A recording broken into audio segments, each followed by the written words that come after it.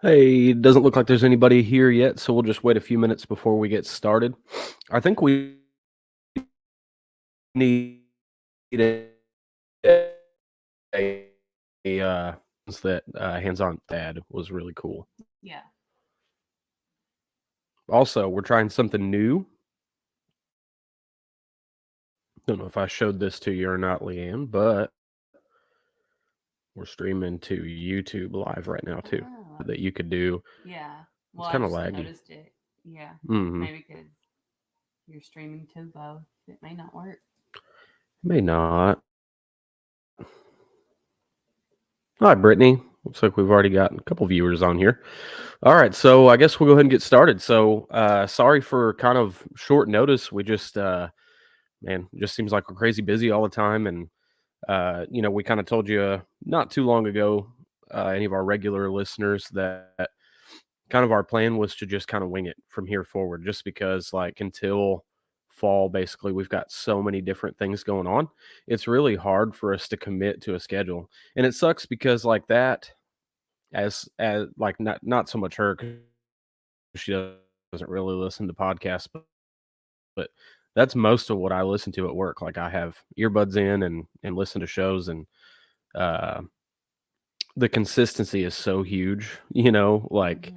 it's such a big thing, and so it's a struggle for us to, like, not be able to stay consistent with it, but we don't want to just give up on it. So Yeah. that's why we're, as soon as, like, we're able to, in a position to, and we see the opportunity, we're say, okay, we're doing an episode of the podcast.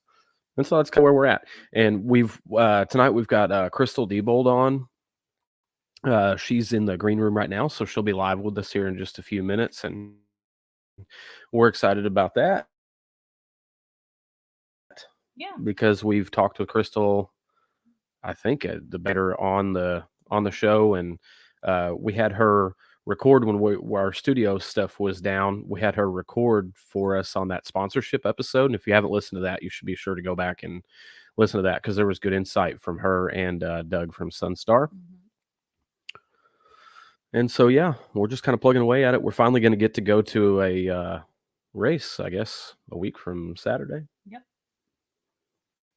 So, I don't know. They say, I saw Dave Matney post in the Facebook group about track conditions up there because of flooding. So, Yeah. I guess we'll just have to see. But I like the technical and the challenging more than the fast tracks. So, I like watching. yeah, you don't really care, do you? Nope. Okay. All right. Well, we're gonna go ahead and add Crystal in here, and just a second. There she is. Hey, Crystal, how Hi are you? guys. Good. How are you? Doing good. Excited to finally get to put together another episode and to be able to do it with you, because we've talked to you several times about trying to get you on the show as an actual guest and not just Yeah. doing a recording for us. So it's pretty cool to have you on finally. Absolutely. Thank you guys for having me on. I appreciate it. I'm excited. A little So nervous, but go I ahead. think we got it. Yeah. You'll do It, great. oh, yeah. It's different being live, huh?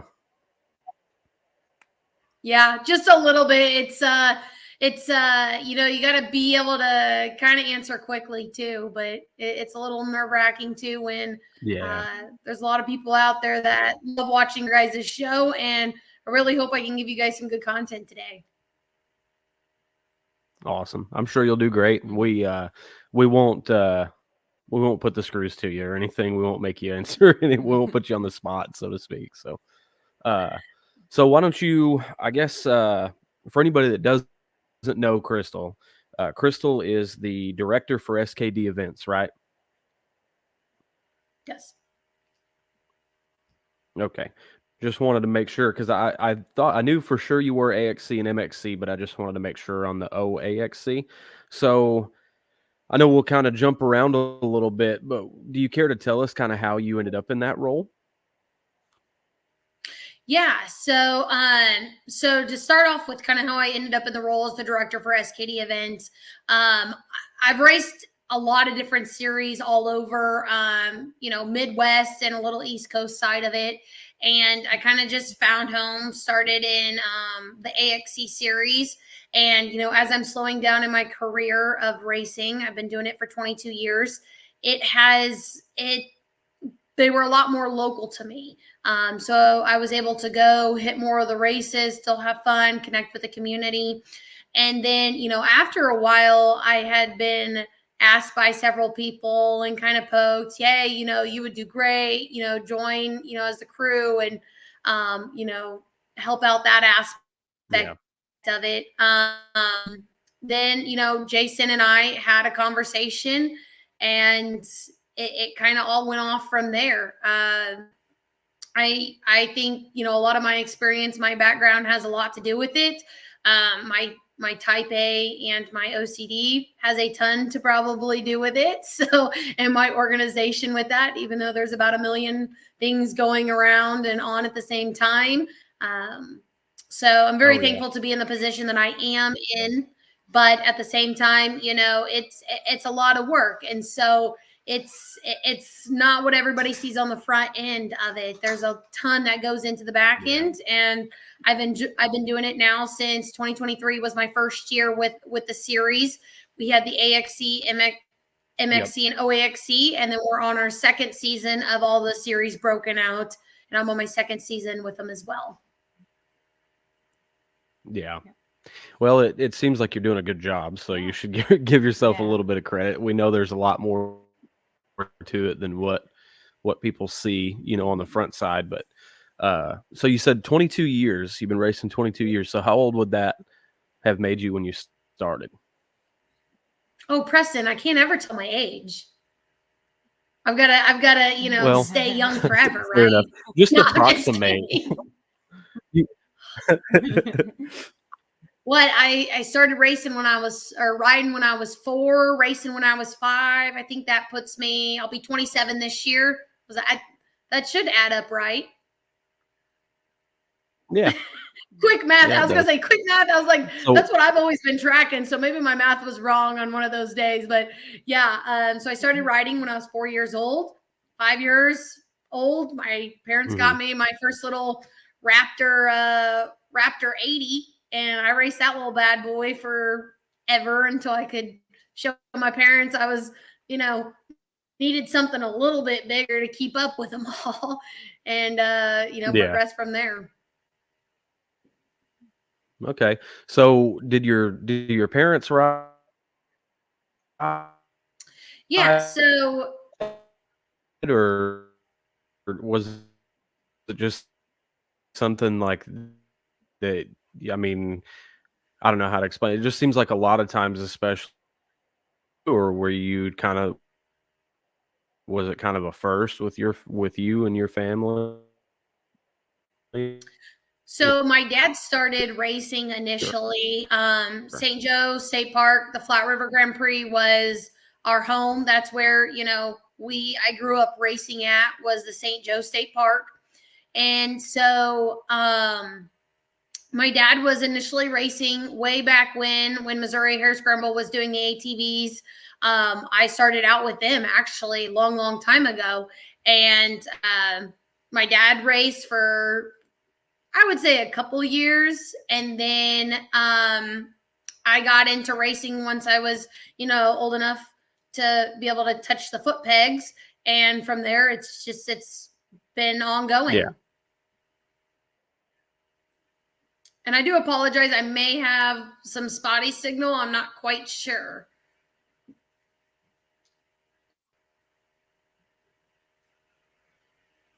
Yeah, I noticed that it just started lagging when you were responding to that question there, and I was trying to look to see if it was on our end, but I can't really tell. It's not a problem that we usually have. Doesn't rule it out. I'd probably say it's me. Yeah.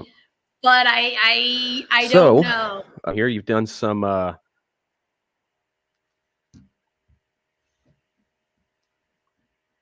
yep, I think we've still got a little bit of a delay here.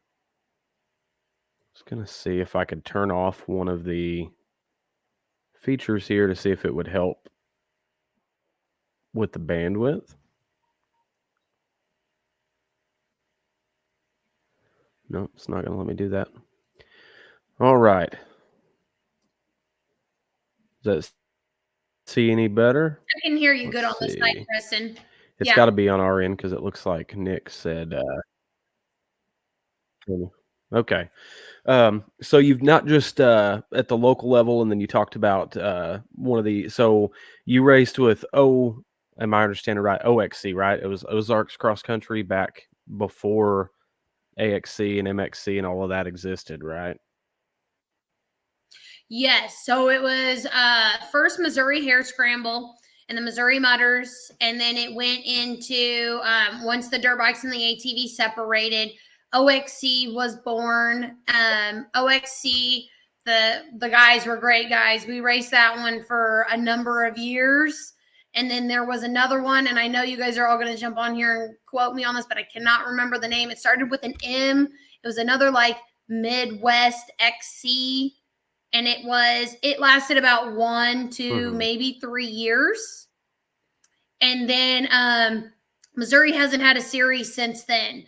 OMA in Iowa, IATV HSS, they've ran some Missouri, and then OMA quit doing ATVs, and then Andy still continued to come down in Missouri. So those were a lot of the ones I would hit, on the local level side. Yeah. I got you. So when did it's my understanding that you won at least one AXCC championship. So do you care to tell us kind of what that's about, like how you got started with that? Because that was like a regional.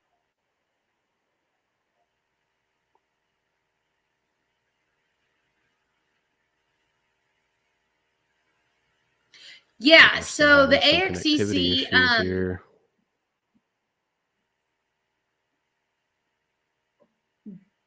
Can you guys hear me okay? Yep. Okay, perfect. The AXCC, back when Andy had started that for the first year, due to money and everything else that affects, all of us racers, I wasn't able to race the first year, but I was bound to determine I was going to race the next year and the years following that. And so, I carpooled a lot with one of the guys that took me under his wing, guy I've looked up to, my whole life, mentor, Frank Tidd. I know a lot of you guys know old Frank. We went, and Hunter came with us a lot during that year too, but we just traveled the Midwest and had probably one of the best years of our lives, just having fun, traveling to the different races and, just the car rides and, the tornadoes.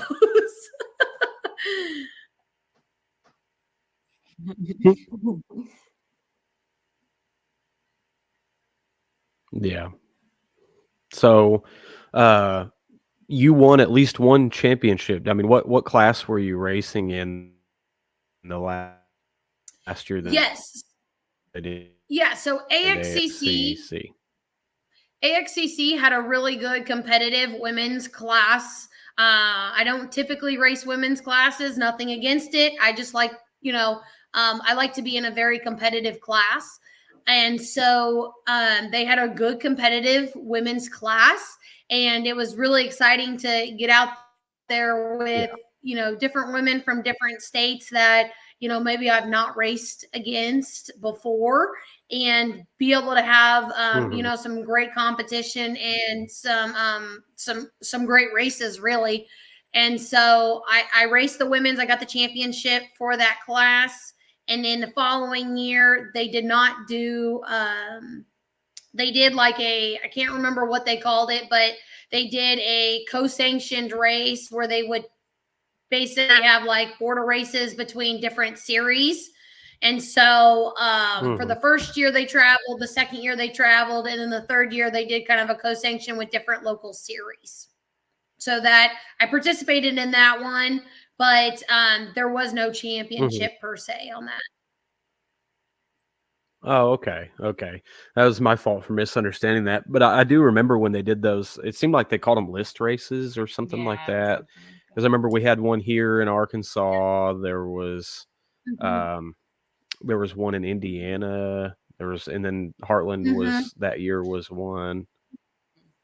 Mm-hmm. So, you mentioned the women's class versus as far as you just always sought, like, competition, not necessarily, like, the class title, so to speak. So, uh, Yeah. um, what was that like growing up? Because I'm sure, like, like, now lately, the numbers at least in our series anyway, of kids has blown up a lot, and there are a lot of girls, but I understand it probably wasn't the case, 20 years ago when you first started racing. So what was it like to be a young lady, doing this sport?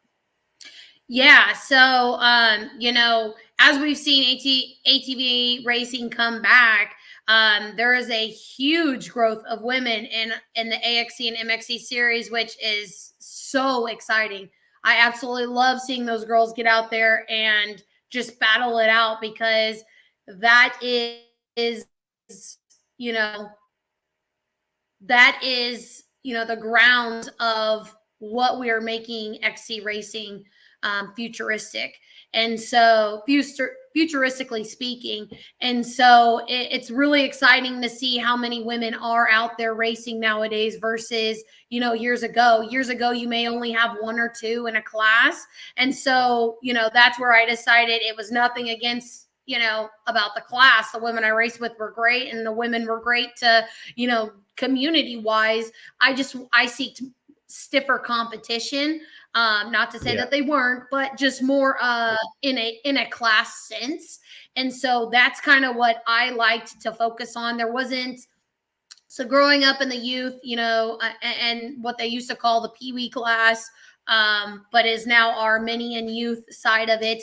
There's not a designated women's class. We would have one or two. You'd have a couple girls out there, but as you started growing up Mhm. into the schoolboy or I'm trying to think of what the classes used to be, but ours are junior pro, and now we got schoolboy. I think they used to be like a schoolboy was the name of them.